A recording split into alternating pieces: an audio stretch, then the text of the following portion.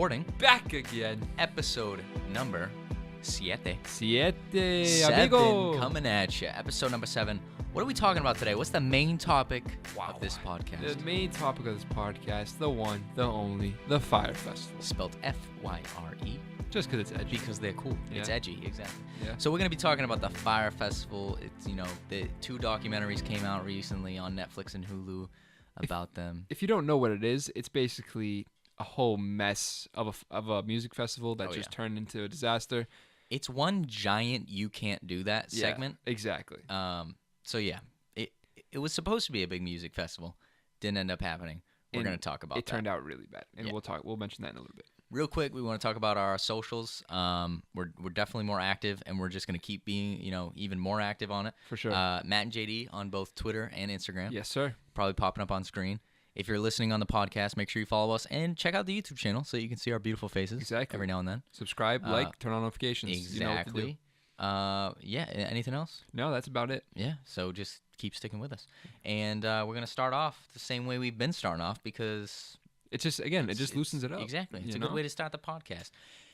It's game time. It's game time. It's game time.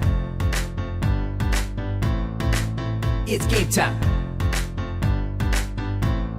Here we go. All right. So the first one. Okay, hit me with it. We're playing Would You Rather, by the way. Would you rather move to a new city or town every week or never be able to leave the city or town you were born in? Wow. I already have my answer. New city every week. Yeah, same. Yeah, I just think because that's so restrictive to stay in the city you're born. Nothing against the city I was born in. Yeah. But, I mean, just think about it. You never, ever get to experience anything different than that city. Plus, it never says that you can't visit this city. Yeah, true. The city or town you're from. Yeah. It never says you can't live there for a week. Yeah, you just every gotta now move. and then. Exactly. Every week, new place. Nah, I would definitely choose that, especially because, like, the career options with that lifestyle, better. Exactly. Well, for us. Exactly. Yeah. Think about it, too. I mean, there might be some weeks where you got to go to a real shithole, like maybe, I don't even know, like a bad country, There are bad countries that exist, so that would be the only downside. But again, it's a new experience that you get to experience. The world's way too big to stay in one place your whole life. No, the crazy thing is some people actually do stay in the same town they're born in, and they'll only travel to the outer towns. Nothing against living in the town you were born in, because I get that. No, that's cool. But why not visit other places? You know what I'm saying? Yeah, it's not like I know some people don't have the money, okay. But there's other people that just have no interest of experiencing anything else. You also have to look at the cost of it, because you can go on a vacation that costs less than, $300. Definitely. Like we live in Massachusetts, we can go to New Hampshire and find a place for cheap for a couple nights, super cheap. Exactly. So it's doable. It doesn't have to be a blockbuster vacation to Exactly. Dubai. It could just be a chill one. But granted, I want to go to Dubai at some point. Yeah, facts. But some people, I don't know. Some people just don't do it. I guess. Yeah. Whatever. I respect it. You do you. Just the world's way too big. Go explore new things. Exactly. It'll make you a different person. All right. Next question. Okay, hit me with it. Would you rather live until you're 200 but look like you're 200 the whole time, even though you're healthy? Okay. Or look like you're 25 all the way until you die at age 65? That's so easy, 200. Yeah, I don't know. What would you pick? You would pick 200? I don't know. I don't know if I want to live for 200 years. But you're healthy. It's not that's true. It's not like you're like a decrepit mummy. I know, but think about this. Is everybody around me healthy? Because you're going to have to go through a lot of loss if you're living till 200. But think about it. If you think about the grandkids and their grandkids you're going to have around them, I mean, yeah, it's a lot of loss, but at the same time, you are still gaining life. That's true, I guess.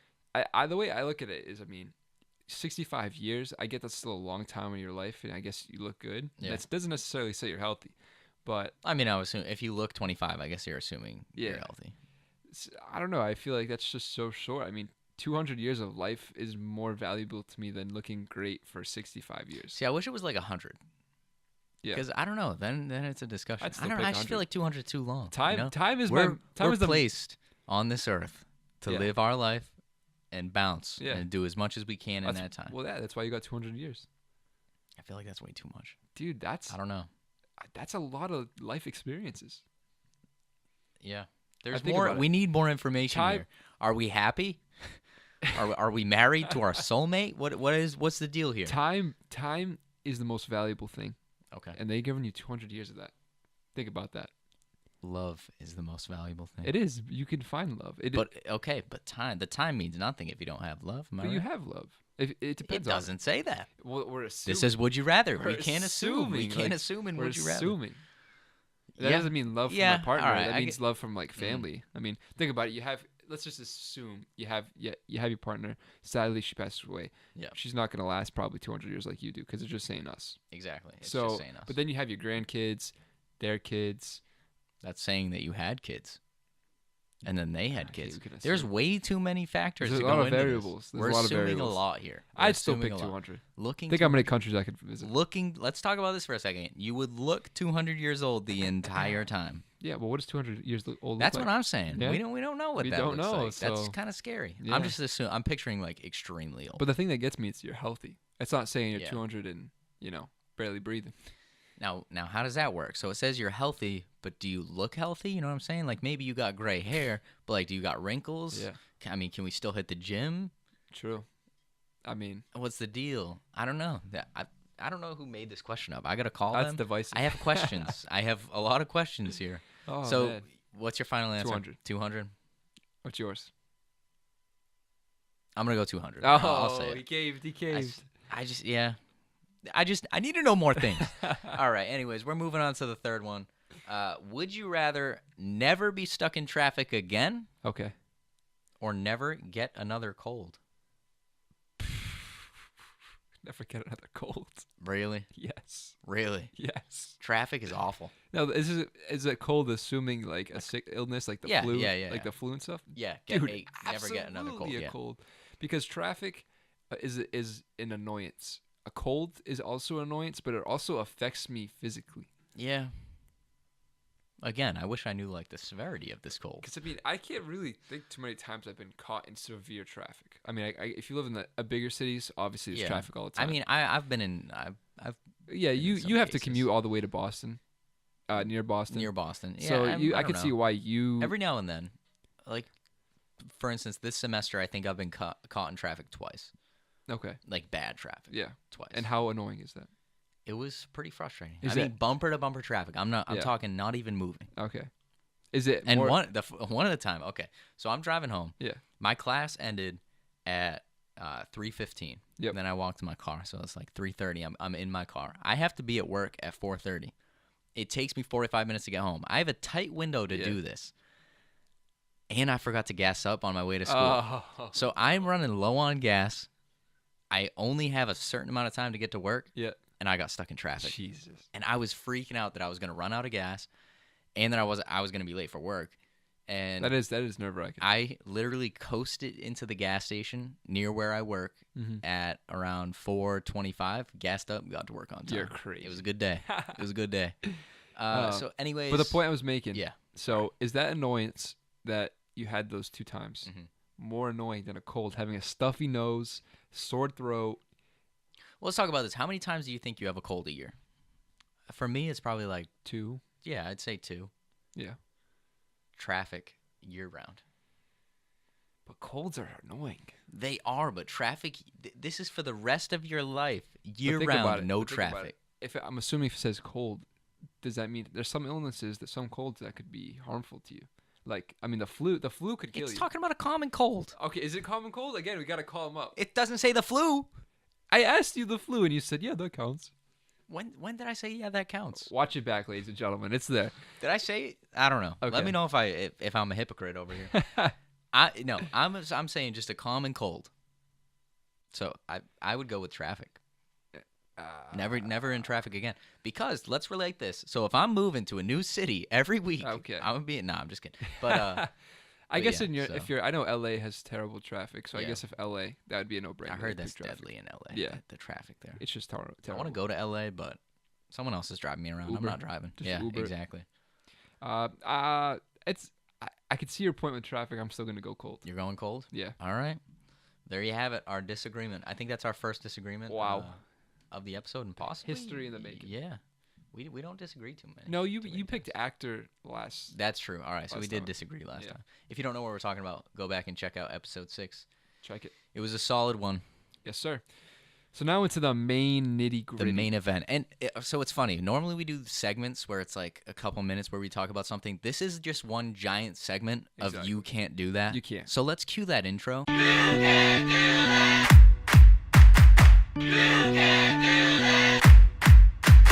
But this is the Fyre Fest edition. So like we were talking about before, the Fyre Festival was a giant, because we know music festivals. Exactly. You know, there's Stagecoach, there's Coachella. Yeah.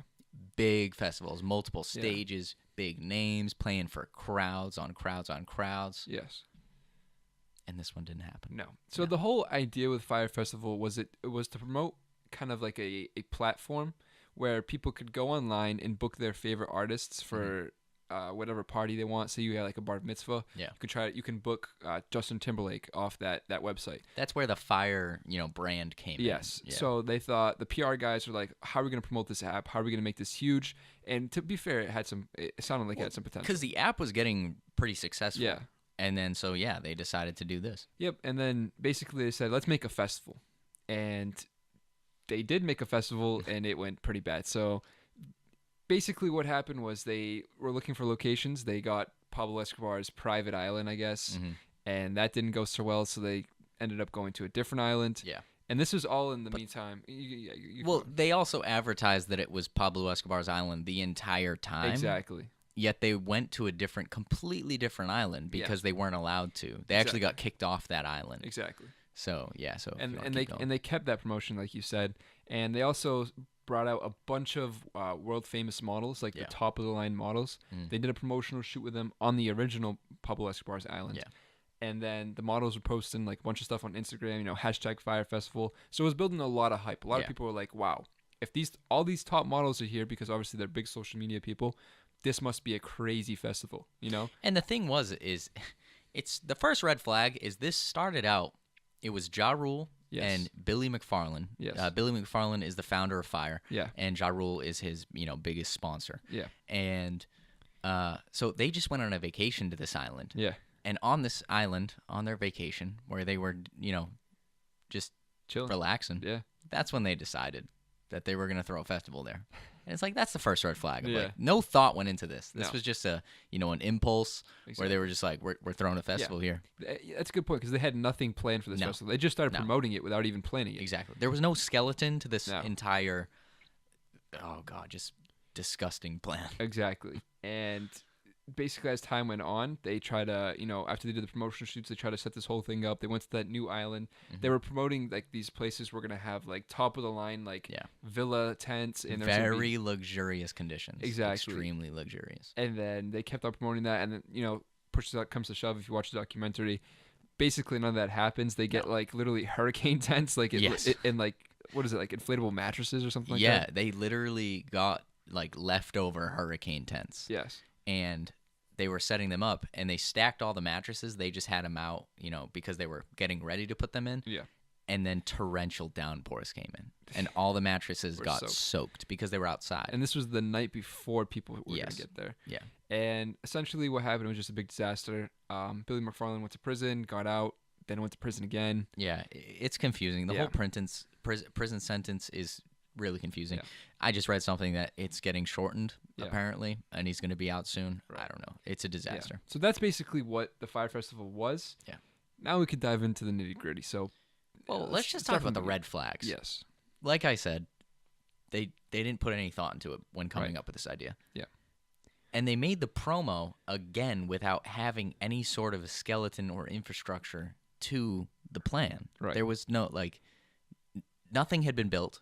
No performers had been hired. Yeah.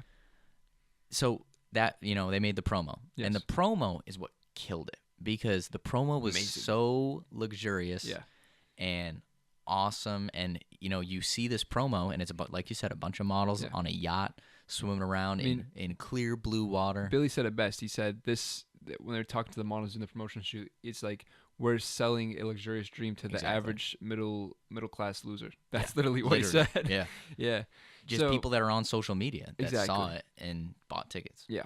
I mean, I want to talk about the models a little bit because I know some people think they're at a serious fault for this, and I just want to dive into it. So some of the models that was there was Bella Hadid, Haley. I don't know her last name. I know her last name now is Haley Bieber because she's dating Justin Bieber. Oh, Haley Baldwin. Haley Baldwin. Yes. That's what it is. There were a few other Emily Ratajkowski. Yeah, I don't know how to pronounce her last name, but yeah, I was thinking the same. And a bunch of the top ones. So like I mentioned before, they posted a bunch of things on their social media, and basically it was like the Fyre logo with just like hashtag Fyre Festival. Yeah. And they were obviously a big reason why a lot of people got interested. A lot of social media influencers were like super interested because these big personalities were there. My thing is, people are giving them flack because they feel that they were promoting something they essentially knew nothing about, and they are a major cause on why a lot of those people spent thousands of dollars and got screwed over. Yeah, and I think there's still lawsuits going on about this whole thing. One of the main things was, and I don't know if you guys remember seeing this on your social media feeds, was the orange square. Yes, that's what it was. And they all posted it. And it was just a blank square, and everyone was like, "What is this about?" And then, like you said, in the comments, it'd be like hashtag Fyre Festival. And so they're under a lot of flack of what they did, and I don't. What's your thought? My thought, I can look at it, and I guess they're naive. You could say they were naive, and someone was literally offering them like a very luxurious like photo shoot. Like they're literally on the beach. You can see it in the documentary. They're chilling by the fire. They're having fun with a bunch of other people in the top of the model game, and they're just promoting it. And yeah, you could say they're naive, but then again, if I was ever in a position where I was promoting even a small product, say we got like promoted on this podcast, like I don't know, protein powder or something. I don't think I would. Because we're swole, obviously. Yeah. but I think I would, if I didn't believe in that product, or if I thought, or I wasn't too sure the exact, benefits of it or whatever, I don't know if I would promote it. Oh, exactly. Same goes here. If someone invites me on a vacation to go to the Bahamas, yeah, I checked it out. That sounds awesome. But then when you really look at it and they're asking me to promote stuff without really knowing what everything is, I'm going to be a little hesitant. See, my thing is, and I totally agree. Yeah. My thing is, though, I don't think I think they just literally didn't know because nobody knew except for Billy, you know, all the way down the line. He made everyone believe that this was already, 10 steps ahead of what it actually was. And they were offered a job to model, literally their job, a music festival that was coming up. I mean, I don't know. I feel like it wasn't really their fault. Plus, when shit started to hit the fan, they didn't really do anything. You know what I'm saying? No, I know what you mean. And I guess the way to look at it is this is kind of like a learning lesson. Like, I guess there wasn't, at least to my memory, something as big of magnitude as this for like someone that's in the sense that someone's promoting something. So I guess this was really the first time where someone promoted something of this scale, and then it turned out not to be that. Yeah, exactly. I guess. Exactly. So I guess it was kind of like a learning curve. So now that I watched it, I guess I could be more careful when doing it away. So which is why when we tried to start our music festival, we couldn't get any models because they were all scared. Yeah, they were like, screw that, we're not going to be able to do that. It was the Matt and GD festival, and no one bought tickets. Yeah, wait till we create that when we get a following. Exactly. But honestly, the festival itself sounded amazing. I think if they had the right execution for that festival, that could have literally been what they wanted to. Oh, absolutely. Because as a consumer, why wouldn't you want to do that? Because it's so different from any music festival that already exists. The thing was, though, is they chose an island that physically didn't have the infrastructure for these people, for the insane amount of people. That's a good point. So, yeah, this island, it's a small island, and it doesn't have a large population. And, yeah, it just can't support that amount of people. I mean, there wasn't enough bathrooms. That was even a big thing, too. Like I said, the vacation packages that they had, like we talked about, they had the villas, they had like the luxury tent, so it was like a nice like draped tent with like beautiful beds and hardwood floor on the bottom. It was a crazy, you got the pigs on the beach, you got the beautiful blue water on the sand. Again, like you said, who wouldn't want to do that? I think the problem was they were trying to get money quickly, rather than look at the long term. If they waited, Exactly. if they waited like 3 years and said, all right, we're gonna, change up this island a little bit, put some infrastructure in there, really make sure this is well planned out, and then in 3 years' time we'll have this festival, and then every single year you run that festival, people would go there. Or if what they did is they brought in, the architects and the stage designers and everybody made a model, like planned everything out, made a model, and then realized, okay, we can't do it this way, we have to do it this way. Yeah. Then sell tickets according to what you figured out. They sold tickets before anything, before any act was hired, right. before any villas were made. It was ridiculous. Put it this way: they didn't even have the guarantee that bottled water could come through into the island. Exactly. There was a story. It is crazy. It's the funniest story from the film. It's but kind of sad. It's sad and disgusting. Honestly. So basically, what was he? Billy's right hand man, basically. Yeah, he was some kind of director, marketing director, or something like that. So, yeah. Billy trusted him with that, and Billy was like, "Listen, dude, we got to get water in here. There's none." Like they were holding the water. Yeah. At customs. At customs. Yes. And they weren't letting it through. Yeah. So Billy was like, "Bro, strap up your boots. And you got to do something special for me." This guy was gay. Yes. And so what did he ask him to do? Billy asked this man to perform sexual favors on the customs agent so that they could pass the water through. We're saying that in a polite way, yes. But yes. So if you've seen it, you know what we're talking about. And the sad part is the guy was so invested in this project, this fail of a project, that he was literally on his way to customs ready to do that. He said he was ready. He's like, I didn't want to do it, but I was going to do it because I was just so invested. Yeah. He turned up to customs, and thankfully, I guess, for him, and I guess for everyone, he didn't have to do it. No. The dude was like, listen, buddy. The dude was cool about it. Yeah. It's like, I'll give you your water, just you don't got to do that. Yeah. Which was nice. And at least they had bottled water, but there was definitely not food. Because what do they have for food? They had disgusting soggy cheese sandwiches. Ugh. It was literally 2 slices of bread, yeah, cheese, and possibly lettuce, but I don't even think they all had that. Which was not what was marketed, because I'm pretty sure what was marketed was a whole meal plan with delicious meals, all that. Because when you go to a festival, that's what you buy. You buy the meal plan. Yep. And I guess the sad part about that is obviously they had the soggy cheese sandwiches, but they also ran out of food. Mm-hmm. And who had to provide them that food? It was a local restaurant and chef, right? By I don't know the name. Yeah, it was a nice woman. She had like this restaurant. She was hired by Billy to basically take care of all the catering and food services there. Mm-hmm. She wasn't given the supplies or money for that, but basically what happened is after all the cheesy, soggy sandwiches ran out, she had to dip into her own savings and basically pay for all that food. And the thing was, is she was ready to feed some people, because obviously that was going to be a big weekend there. But she was supposed to get the money from when everybody landed and they got on the buses, they didn't have anywhere to take them because all their villas and stuff, they weren't there. Yeah. So they just dumped them at her restaurant. Yeah. So she had to feed all these people. Exactly. And what they did was they would literally just take all the liquor they had, all the tequila, and they would all just get drunk. They all just got drunk. Fact. That's what they did, because they had nowhere to go. Yeah. That's all they did the whole weekend, really. Which, again, is another crazy aspect of that, is they literally had no plan to even where the festival starts. They literally took people on these, like, rinky-dinky planes. I forgot to mention this before. Mm-hmm. It's like these rinky-dinky planes, fly them to this island, then they got on, like, these, like, school buses, and just... Yeah, they were literally school buses, yeah. And just dropped them off at this lady's restaurant. Like, there was no plan. Yeah. People that got no instructions where to go. Like, this was literally string together last minute. Crazy. Yeah. I mean, even the whole side of the tents and the infrastructure, I mean, the crew that he hired, the locals, they were working, like, I think 24-hour days. They were, because as the deadline was approaching, they weren't ready. So they would work them even harder, and they never got paid. Never got paid. They kept saying, Billy kept saying he would eventually pay him. They need ticket sales, they need this, blah blah blah. Yep. They never got paid. Never. And all those hours in the sun, the rain, everything. They built everything. Nothing. Crazy. It's awful. Then there was the whole aspect with Ja Rule.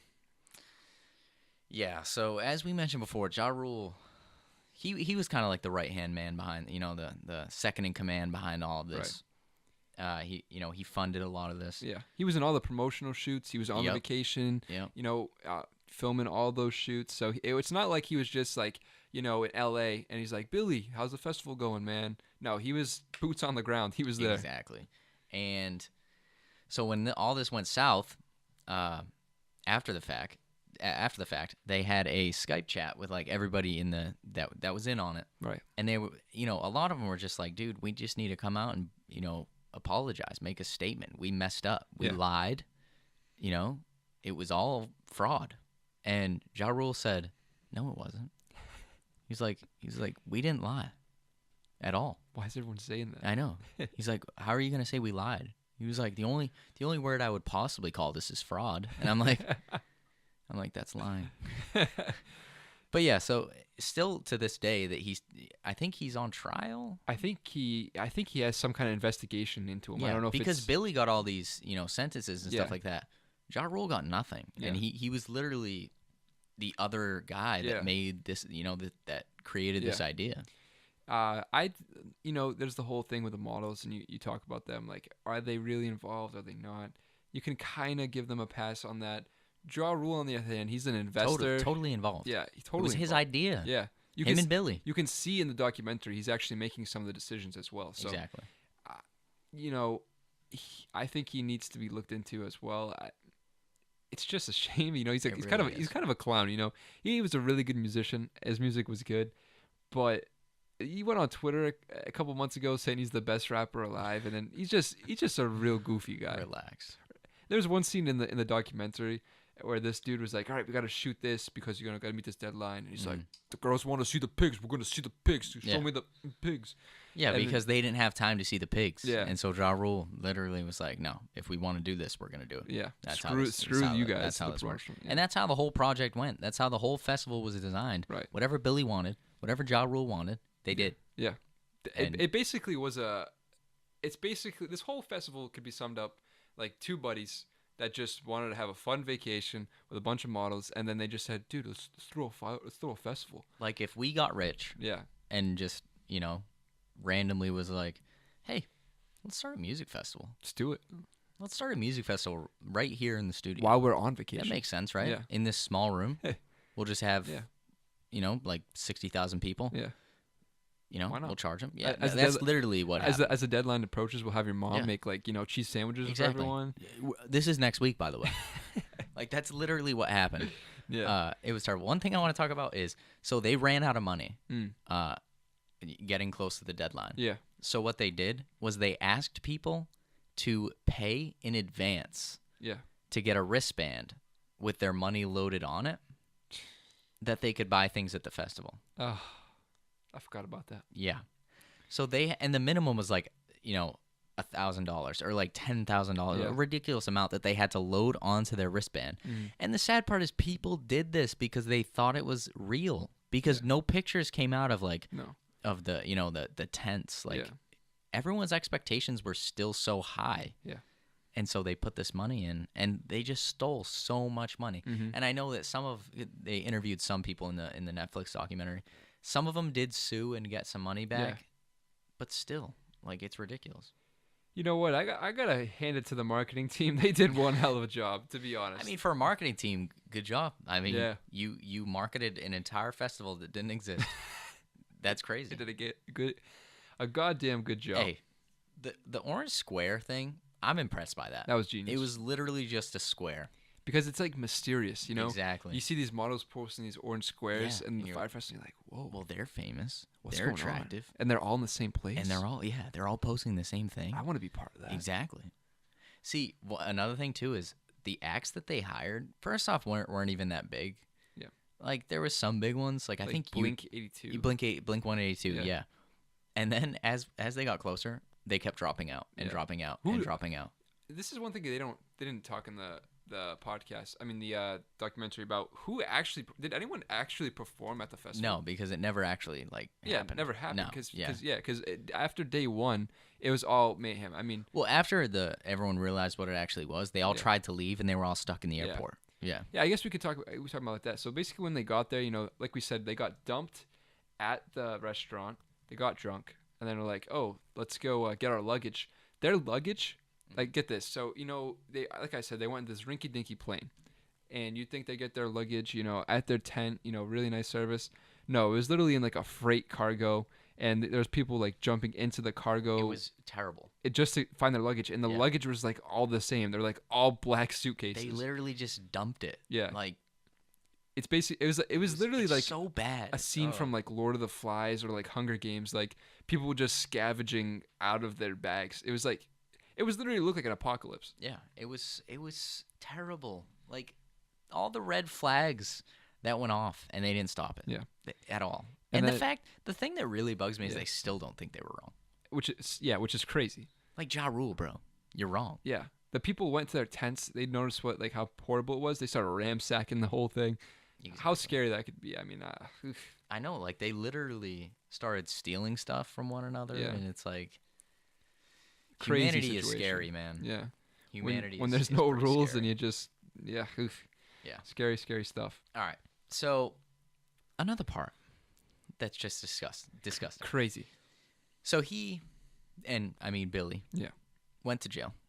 Yes. For a short amount of time. For the Fyre Festival. Got out of jail, and everyone was like, literally interviews from the documentary said, "Oh, I bet he's living in his mom's basement. He must have no money." For all the people that are suing him and all this. He was actually living in a luxurious hotel room. Yes. Performing another scam. Yes. With the buddy that got him out of jail. Yeah. He's freaking lucky because that buddy was buddies with, I believe it was the secretary of Chuck Schumer. And Chuck Schumer's a congressman. So he knows some high people. He's a high-end Democrat congressman. Mm-hmm. So that's how Billy got out. He pulled some strings, and somehow, magically, after all that mess, after the Fyre Festival, he's gone. And like you said, ran another scam. So what he was trying to do is sell tickets to big events like the Super Bowl and the Grammys and stuff like that. You can't even sell tickets for the Grammys. He would email people and say, we have this great deal. Buy tickets from us. Send this money here. Yeah. But the idiot, the way he got caught. Yes. The email list that he was using was every single person that bought tickets for the Fyre Festival. Stupid. What an idiot. For a man that made so much money. Yeah. Because people thought he was so smart. Yeah. What an idiot. You know what? And as evil as he was, how he pulled that off, I don't know. How he pulled off the Fyre Festival in total. How he convinced all the actual investors, because a lot of that was investors' money. They were asking a lot of investors for money. To my knowledge, he didn't show many pictures or anything. So no. You know what? Kudos to him to somehow finessing that. And the pictures they were showing were completely false. Like of the island, they had an aerial shot of the island, and they made it seem like it was its own island, right? But it was connected to a whole, bigger island. Exactly. They made it seem like this secluded thing, but it wasn't. Exactly. So no idea how they finessed that. But yeah, that whole ticket screen, like I said, there was, like you said, they were selling tickets to the Grammys. Grammys is a private event. You can't even sell tickets to that. And even then, like, what a scam. It was just so far out. Like, they sold tickets to this year's Super Bowl. Yeah. Last year. I don't even think they were on sale yet. No. It makes no sense. Makes no sense at all. Yeah, he went back to jail. Yeah. But what's we did have a conspiracy theory. I don't know how legitimate this is because I feel like it's easily proven. We could prove it wrong, but I don't know. I don't understand the whole thing. And the reason I don't understand it is why is all that footage recorded in the documentary? Like, because if you haven't seen the documentary, all the footage of Billy and Ja Rule planning this is real footage. Literally that everything they recorded. Literally everything. It's everything there. Them on the beach chilling on the mono. Everything's there. Like it's not like we get like a documentary style like the news clips. No, it's literally them in that room doing it. And I just don't get it. Like, did Netflix know that they were gonna be such a disaster? Well, so in the beginning of the documentary, they explained that Ja Rule and Billy wanted everything recorded for some reason. They never said what the reason was, but they wanted everything recorded. And then I'm assuming Netflix got a hold of that footage and maybe bought it. Yeah. Or I don't know. Yeah. Because I know Jerry Media, which was also the people that worked with the Fyre Festival, are the ones that made the Netflix documentary. Yeah. So they cooperated. So obviously Jerry Media had the footage. Yeah. But I don't know. It's just super strange that Billy and Ja wanted to record him. Maybe it was because they thought it was going to go so well that they wanted to make a. That's what I was thinking. It was almost like a behind the scenes of these masterminds coming up with this awesome plan. But the weirdest thing to me is like even the footage after Billy goes to jail. So the Fyre Festival wraps up. Billy goes to jail. He gets out of jail. And then they still ask him to record. Yeah. Like he's literally scamming, like recording his next scam. Like Billy's right there on the phone, like performing his next scam. It's weird. It's super. Like why is that? Why is that footage there? And it's filmed like in the same quality. Yeah. Like film wise, like it's super strange. So our theory is that Billy's behind all this, and he's somehow making the money from these documentaries. I think so. I mean, and if so, all the things I said about him being an idiot, he's a genius. Yes. He's an absolute genius. I mean, think about it. Even at the end of the Netflix documentary, when the construction worker's there, and he's talking all bad about Billy, he's like, "Yeah, Billy never got me the money," and all this stuff. Yeah. And then Billy calls him on the phone, and it's like, "What's that, Billy? You want me to put a good word in for you?" Yeah. And then he just hangs up, and he never said anything. The documentary ends. Yeah. And I'm like, "What? What just happened?" It's super strange. It is weird. I don't know what to make out of it. I don't know how he would make money. I don't know how making the Fyre Festival, making it a disaster. Well, I mean, if this media group is still working for him. Is that legal? Like, I don't know. I don't know. No, to answer your question, I don't think so, but I don't think anybody knows this. Like, if this is a thing, we have no idea. Yeah, I don't know. Like, I really have no clue. I don't even know how he could possibly benefit from throwing, like, literally an illegal festival and then making a documentary into it. I don't know. If you guys watch a documentary or have watched a documentary, let me know. If you have, ways that you can prove us wrong, please do, because I really hope he's not doing this. It's just super strange. Yeah. I don't know. Like, it's a cool documentary, don't get me wrong. The shots they got were amazing, but I just don't understand how they got those shots. It's just weird. Another thing to consider is, so Hulu actually interviewed Billy McFarland in their documentary, and they paid him. And then Billy went to Netflix because Netflix wanted to interview him, and he said, well, Hulu is paying me $250,000 for that interview. Yeah. So I tell you what, you guys just pay me $125,000. Yeah. And then Netflix was like, you know what? No, because you had such a negative impact on so many things and so many people. We don't want to deal with it. We're not going to pay you. Yeah. So then he came back and was like, how about $100,000? And they said no again. And then it came out later on that Hulu said we did pay him, but nowhere near $250,000. So this guy is still scamming people. He tried to scam Netflix. Man, come on now. And he's out of jail, right? Not yet, but I think he is soon. Which is crazy. I don't get how that's a thing. He just scammed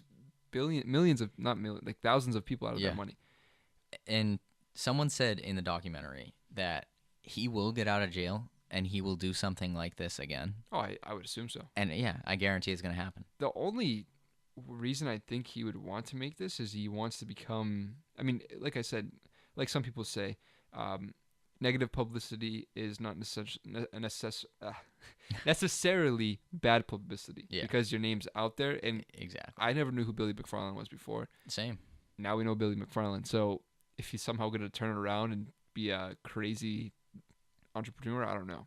Well, I did hear something about he is like he's not allowed to be an entrepreneur. Like he can't start a business. Yeah, he can't do any of that anymore. Granted, there's ways around that, I'm sure. I mean, if there are, he'll find it. Yeah, have someone else. Yeah. Stuff like that. I mean, it's going to happen again. Though. Yeah. I hope it's not a scam. You know what? I hope he pulls off a Fyre Festival. He would just be a genius if he just worked the right way. Like, I don't know why he tries to go so If he waited sleazy. one more year. Yeah. Yeah. He tries to go so sleazy. If he was just put his brain to things that are good, he would be a genius. Yeah. Because the man... He's a business genius, like you said. Because before that, Billy made a card. It was like a credit card. It was a credit card, yeah. What was it called? Like Magnus or something? It was basically like a debit card for like... What was it, like? So it was like it was an exclusive group. Yeah. And they had special perks. Yeah. And stuff like that. And it got really popular because, millennials, everybody wants to be in their little group in the city. Exactly. So that wasn't a scam, surprisingly. No. And that went really well, so everyone kind of trusted him too with the Fyre Festival thing. And then he just blew it. He blew it, all right. All right, so that's pretty much it for the Fyre Fest. A lot of negative. So much negative. Yeah, not really a lot of positives. Very little. Yeah. But there is one we're going to talk about. Okay. in this week's segment of That's What I'm Talking About. Cue that intro. That's what I'm talking about. That's what I'm talking about. That's what I'm talking about. All right, so the one positive that came out of the Fyre Fest. Yes. What was it?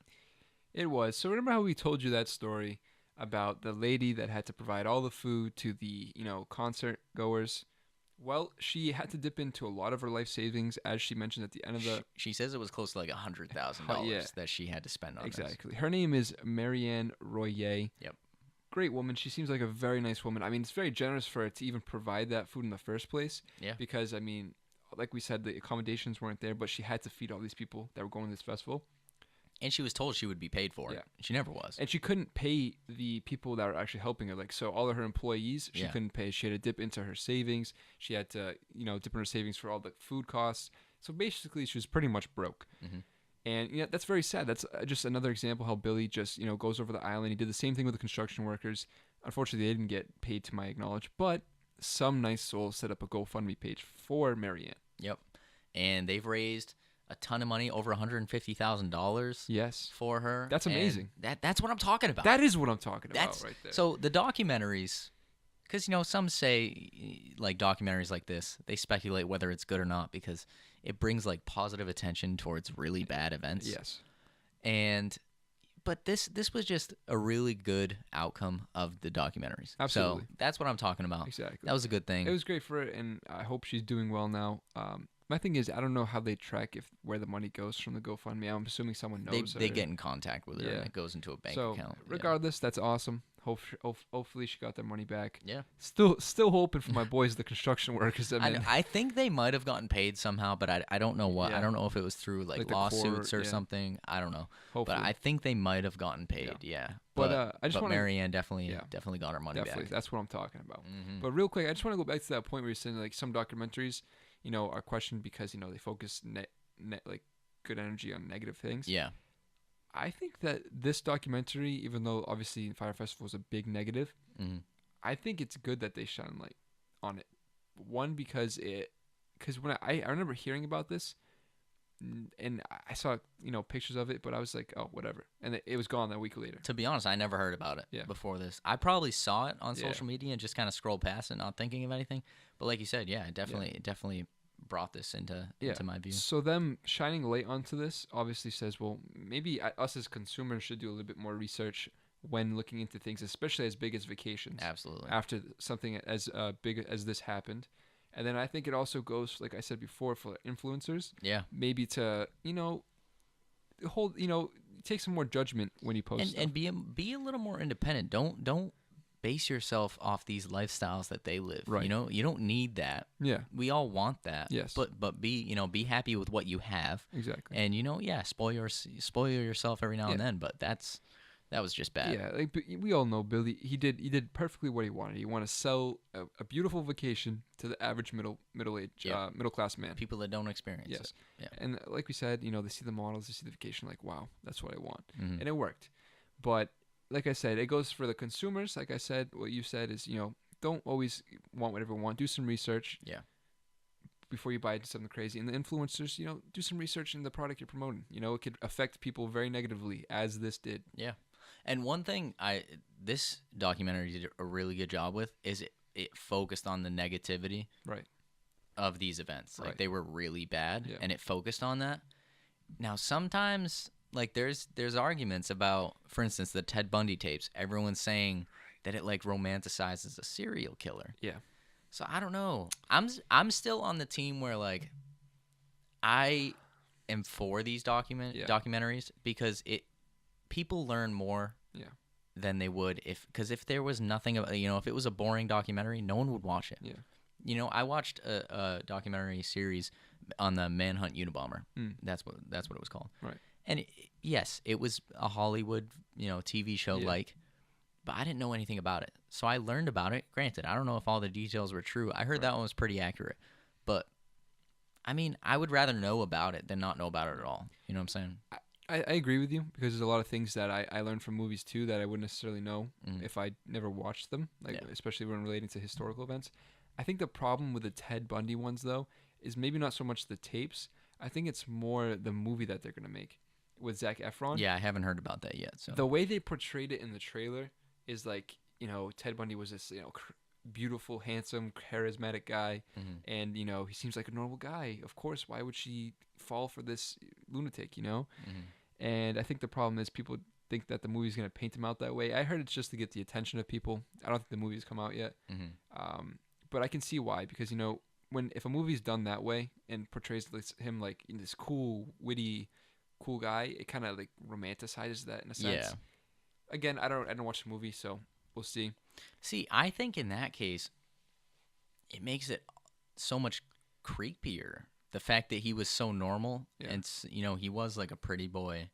Well, so I heard he wasn't. I've heard from people that actually paid attention to the case that it's like a common myth that he was actually like really seductive and. See, this is the thing. I have no idea. I only know from these TV shows. I've just seen like people that have been complaining about it, and like some of the experts that's like, focus on crime say he wasn't as like alluring as people make it seem. Yeah. I think even the case I saw with the judge, the people in that town were just weird too, because the judge was like, "What a beautiful boy. I'm sorry this had to happen to you." And I was like, "Dude, he just murdered a freaking girl. Like, you freak."